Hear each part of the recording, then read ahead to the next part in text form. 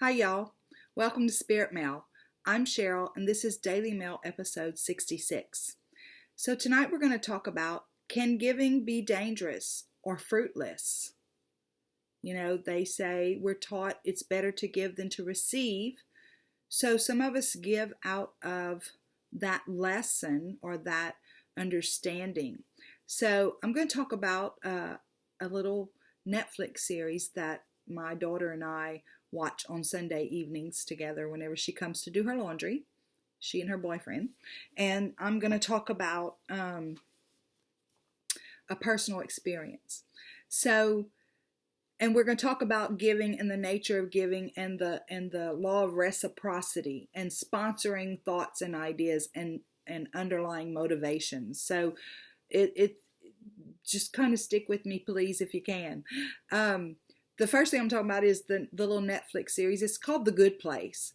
And there's this one girl in The Good Place that, she has got the big mansion or whatever, and she's this fundraiser. She's done all this fundraising and everything. But as the story progresses, we see that her motivation for raising money was really, really as part of a competition that she had within herself, trying to be as good as or better than her sister. It was a constant competition for her. It wasn't about, her heart was never about raising money. She never did it with the intention of helping anybody except herself. Her motivation was purely self. And then so whenever you give in that capacity, do we get the kind of returns that we're looking for or not? Or does the sponsoring thought or motivation put a halt to those laws? Does it like kind of interrupt the law of giving and receiving? The other thing is, that's just a little question, right? And I look back at my personal experiences, right? And whenever I had my jewelry store, I've always been a giver and just kind of did it. And probably because part of me was taught it's better to give than to receive. But with my jewelry store, I always gave, and sponsoring little kids to do ball teams and stuff like that. There was a man that I constantly would feed because he was homeless, and he would come by and I would feed my staff. And whenever I would tell them, whenever you get your lunch, make sure you peek outside and see if he wants something too, and get him some lunch. Also, things like that. I'm not trying to pat myself on the back. I'm trying to tell a story here. So, and it was, and whenever I was walking in that flow, things did flow in and out very easily. But at some point, whenever sales started to kind of go down a little bit, right? A couple of people, my employees, said, you've got to stop feeding us. You've got to stop sponsoring these little ball teams. You've got to stop giving all this stuff. You can't afford to keep giving it. But I wanted to keep giving it. But then there was this mindset back here that flipped from I have it, I want to share it, to I have to share it because of the law of reciprocity, or the giving and receiving. And so I felt obligated to keep giving, even though I really couldn't afford to give anymore at that time. And there was a little bit of resentment that began to set in, because it seemed like, okay, I'm sponsoring your kids' ball teams. Why aren't you shopping with me? Why did I see you post a picture on Facebook of your new engagement ring that's from this place at the mall? Why didn't you come see me? That you get all this stuff whenever you allow that seed of lack in. That's not the time to be giving, is what I'm trying to say. And I'm just saying that from my personal experience, because that seed of lack begins to grow into resentment and fear and frustration and all that other stuff. So it's a really tight balance to walk, because whenever we are pulling back from our gifting or giving, we don't want to do it in a way that, I don't have it to give, so I can't give it to you. There still has to be some balance. Life is strange, the way that we learn things, the way that we begin to understand things as it goes on. Could I have done something different? Yes, if I had known something better. But at the time, all I knew was it's better to give than to receive. So even when I couldn't afford to, I would give. And we see this a lot, guys, with like televangelists, and I'm not picking on them, but because they're out there trying to raise money for their ministries and stuff like that. But some of us will get so emotionally charged with the message or whatever that we'll give or make a commitment, a long-term commitment to continue to give when we don't have it to give. But we do it in faith, knowing that if we make that commitment, or telling ourselves, well, if I make that commitment, God's going to bless me and I'm going to be able to keep giving and giving and giving. But but what is our self-motivation, right? Am I making that commitment because I want God to bless me so I can keep giving and giving and giving? So am I doing this so that this will happen? Or is it I'm hoping that happens? Or is it because it's in my heart that I want to give? Because if it comes from our heart, right, there's a saying, I can't remember how it goes, but something about, it's not about what you do for others who can do for you, but what are you willing to do for people who can do nothing for you, right? That tells you your true motivation inside. That tells you your true heart. Is that if I am giving, am I giving like my attitude at the store? Whenever I had that seed of lack planted in me, it went from I gave because I enjoyed giving, I gave because there was plenty to give, to okay, now I'm in lack and I'm giving to you and you're going shopping over there, and it just changes everything. So if we're feeling in lack, whether it be money, love, attention, whatever it is, if there's any kind of feeling of lack in our heart, personally, this is me, I'm not a guru, I'm not a psychiatrist or a psychologist or anything like that, but if we're feeling lack in our heart, I'm not so sure that's the time to trying to be giving something that we don't have. Now, I will say this, I have said many times, if you're feeling bad and down, go out and volunteer somewhere, because it's going to help you to pull yourself out of it. And that may work for some people and it may not work for some people. I don't know. But as far as giving goes, again, money, attention, talents, whatever it is, what is our motivation? Am I doing it in a way that whether I get a return or not, it doesn't matter because it's coming from my heart and I really do want to give? Or am I doing it because of the law of giving and receiving, or the law of reciprocity? If I give out, it's going to come back. What is the sponsoring thought? And some of you guys may have ideas about that. Some of you guys may be able to show where it's worked one way or another. Some of you guys, you may be at a place in your journey where you don't have any emotional attachment to it at all. You just know that when I give, I receive. There doesn't have to be an emotion involved. This is how it happens.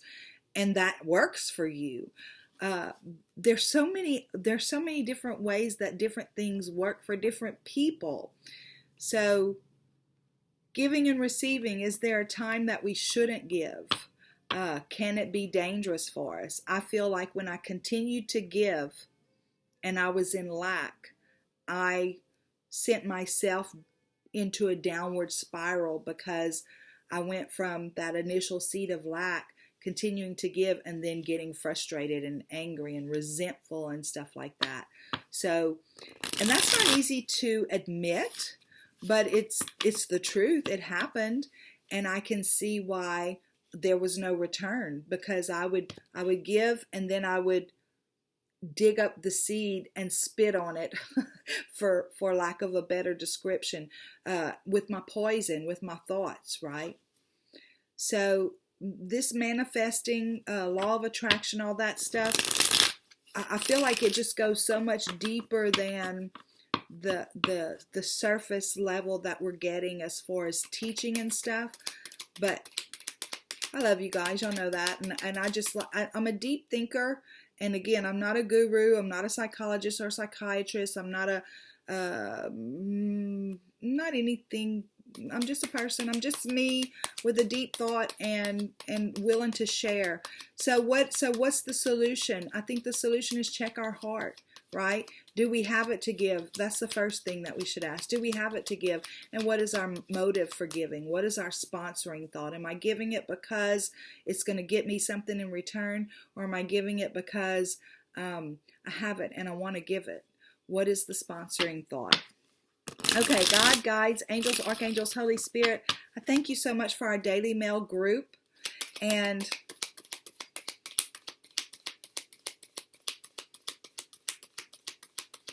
thank you so much for our Daily Mail group, and I thank you for the journey that we're all on together. And I thank you that I'm at a place where I feel like I can share things and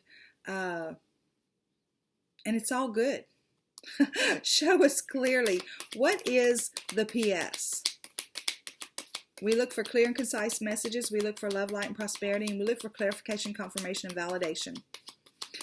Before I pull the PS, I wanted to give you an update. That's kind of what I was thinking about and smiling about a while ago. On Saturday morning, this group right here that watches Daily Mail usually are the same people that tune in to Roundtable and our live interviews and stuff like that. On Saturday morning after Roundtable, I was leaving to go to Houston to pick up my car. I was so excited because I haven't had it for almost a year now. It's been being worked on. And before I left here to go pick up the car, because it's a 3-hour drive, I called the shop to confirm that I was on my way. They did not answer, so I sent a text message. They called me back immediately and said, Miss Cheryl, we are so sorry. We called you instead of the actual owner of the car that we had the diagnostic for. We have 3 cars just like yours here at this shop. And we called the wrong person. We are so sorry. We haven't even looked at yours yet. So I was very sad. This is a new shop. I had it sent to this new shop about a week or so ago. But so, yeah, so I'm still grounded. That's okay, though. I cried and I got it out, and then I went out and, had a great day.